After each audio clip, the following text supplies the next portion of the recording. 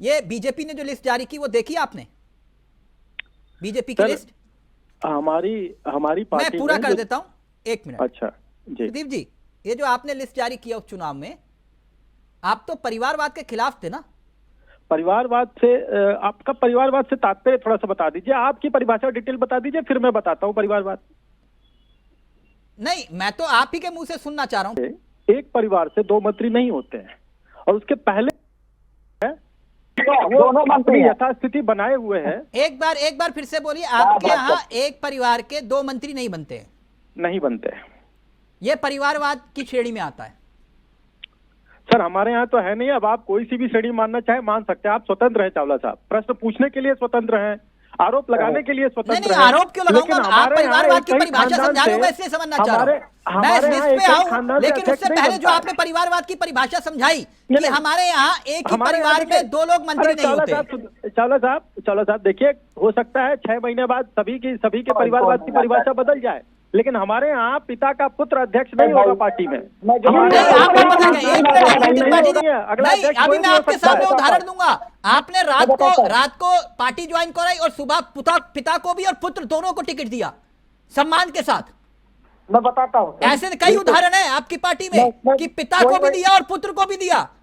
मैं वही बताने जा रहा हूँ। और वो परिवारवाद की श्रेणी में है या नहीं, प्रदीप जी समझाइएगा। पहले जी ने कुल मिलाकर ये कहा कि जो मतलब बाप बेटा अध्यक्ष टाइप का मामला, जैसे चिराग पासवान, जैसे अनुप्रिया पटेल का मसला है, जैसे संजय निषाद का मसला है, जैसे ओपी राजभर का मसला है, ठीक ये उसी का उदाहरण दे रहे हैं शायद प्रदीप जी। लेकिन प्रदीप जी एक बात, वो हमारी पार्टी में विलय थोड़ी किए, वो गठबंधन के साथी हैं। आप मेरी पार्टी की बात पूछिए ना। अच्छा, आप ही की पार्टी की बात। एक मिनट रुकिए, इस लिस्ट में एक खासियत है, मैं आपको वो वाला उदाहरण भी दूंगा, पिता और पुत्र को रात को ज्वाइन करवाया और सुबह टिकट दिया। एक नहीं कई उदाहरण है, वो उदाहरण मैं आपको दूंगा अभी। लेकिन उससे पहले ये करहल में फूफा जी को ही टिकट दे दिया आपने, आप तो परिवारवाद के खिलाफ थे। फूलपुर से दीपक पटेल को उतार दिया, जो पूर्व सांसद केसरी पटेल के बेटे। खैर सीट पर सुरेंद्र दिलेर को, जो पूर्व सांसद राजवीर दिलेर के पुत्र।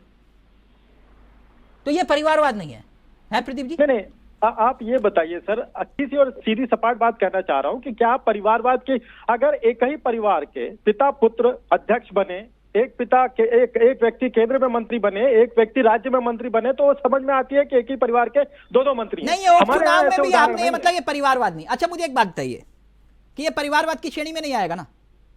अब सर समय के हिसाब से आप ये प्रश्न पूछ लेते हैं कि परिवारवाद में आएगा कि नहीं आएगा। अच्छा प्रदीप जी, मैंने उदाहरण का जिक्र किया, अभी लेटेस्ट उदाहरण है पिता और पुत्र वाला। झारखंड में चंपई सोरेन आए और साथ में बेटे को भी टिकट दिला गए, वो परिवारवाद नहीं। इससे पहले एक और मेरी याददाश्त में एक और उदाहरण आया, उत्तराखंड का। यशपाल आर्य बीजेपी में आए कांग्रेस से नाराज होकर, वैसे अभी फिर कांग्रेसी हो गए।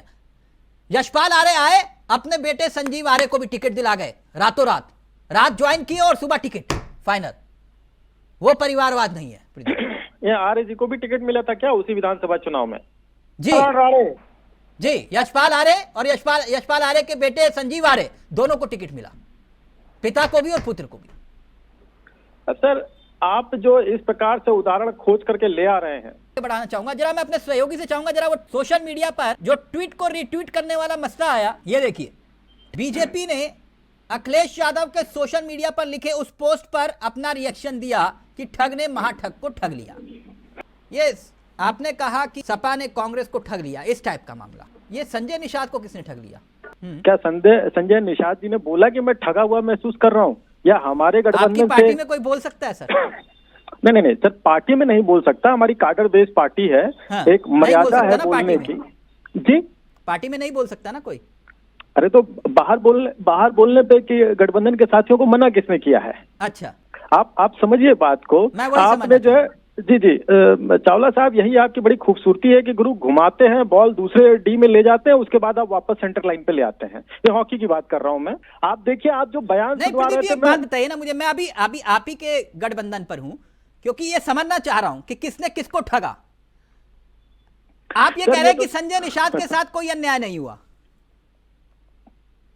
देखिए, असली मापक बताने वाली तो जनता है, जनता चुनाव के बाद बता देगी। तो संजय निषाद दिल्ली में डेरा क्यों जमाए हुए थे? आपके नेताओं को फोन खटखटा रहे थे, तो फिर अरे क्या सर, वो क्या क्या था? आपने कहा कि भाई इन्होंने इनको ठग लिया, तो फिर संजय संजय निषाद को किसने ठगा? मैं यही तो जानना चाह रहा हूं। संजय निषाद जी भारत के संविधान को मानने वाले व्यक्ति हैं और भारत का संविधान उन्हें आजादी देता है कि वो दिल्ली में रहें, लखनऊ में रहें, बनारस में रहें, मुंबई चले जाएं। अच्छा, ये क्या कोई आपत्ति है क्या? अच्छा, तो मतलब दिल्ली में वो जो है इंडिया गेट देखने आए थे? हो सकता है वो देखने के लिए, आपको न बताएं वो बात दीगर है। ये ठीक, नहीं मुझे नहीं मालूम, मुझे तो लगा कि आपके पार्टी के बड़े नेताओं से मुलाकात करने आए।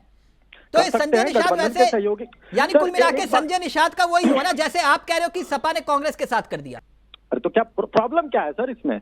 नहीं, प्रॉब्लम ये है, आप ये कह रहे हो कि प्रॉब्लम क्या है, तो फिर आपको क्या प्रॉब्लम है जब वो कांग्रेस और सपा दोनों हाथ में हाथ डाले हुए तस्वीर अगर पोस्ट कर रहे हैं? आपको क्या समस्या है जब उनको कोई समस्या नहीं है? जब वो ये कह रहे हैं हम साथ साथ हैं, तो आपको क्या समस्या हुई? तो आपने देखा क्या दशा, क्या दिशा मतलब रही? जब कांग्रेस को एतराज नहीं, आपको एतराज है, आपको दिक्कत है। नहीं तो कांग्रेस को कहने दीजिए ना, उनके ऐतराज का झंडा बुलंद करने ठीक, दीजिए। बाकी सब तो ठीक है। उपचुनाव में ये बीएसपी के लड़ने से फायदा होगा कि नहीं आपको? अरे सर, हमारी पार्टी जो है, हमारी पार्टी को हर चुनाव में फायदा होता है, बीएसपी के लड़ने से। चाहे कोई लड़े ना लड़े, लड़े तो भी ना लड़े तो भी हमारी पार्टी को फायदा होता है। अच्छा, वो ओवैसी साहब जो आईएम वाले हैं वो? अरे सुनिए चावला साहब, आपके घुमावदार प्रश्नों का मैं एक बात बताता हूँ, मुझे हंसी भी आती है और वो कटाक्ष वाली नहीं है, वो प्रसन्नता वाली हंसी है कि कम से कम इस तरह के सवाल आप